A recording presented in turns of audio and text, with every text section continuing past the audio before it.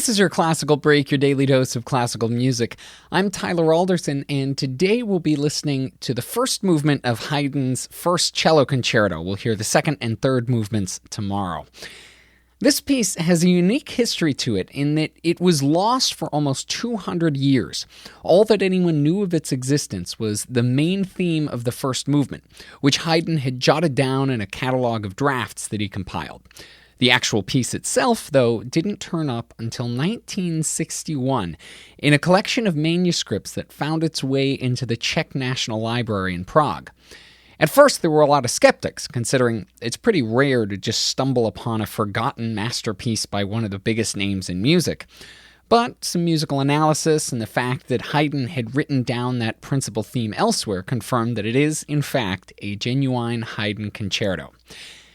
It was written as Haydn was just starting a job that he'd have for almost 30 years.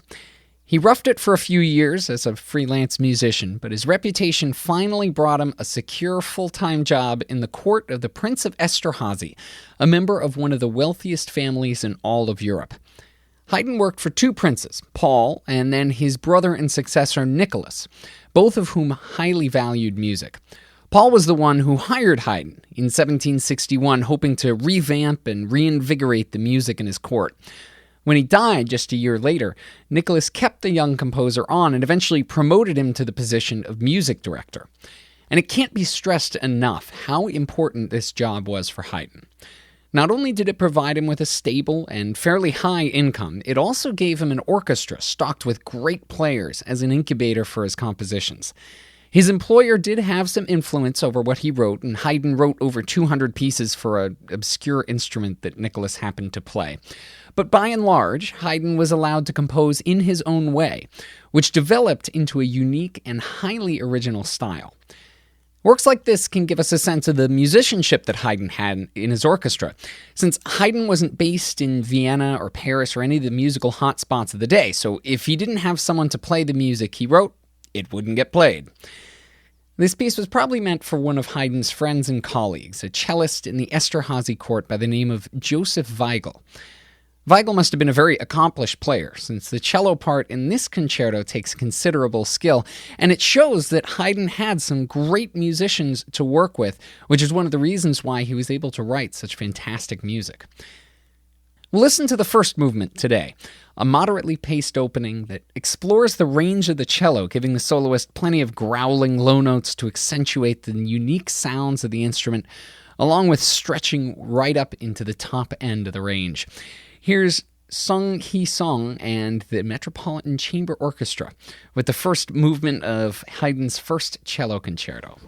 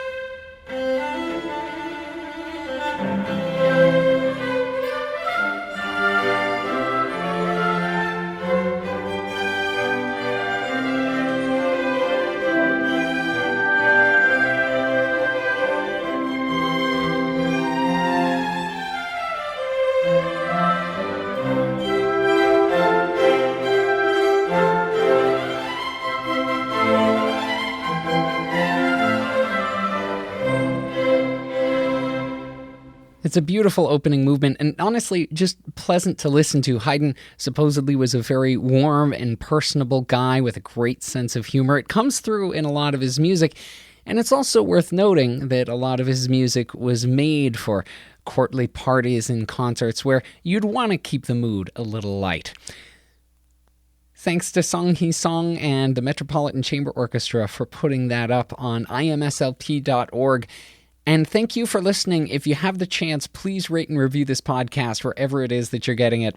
I'm Tyler Alderson, and tomorrow for your classical break, we're continuing with the second and third movements of Haydn's first cello concerto. I'll see you then.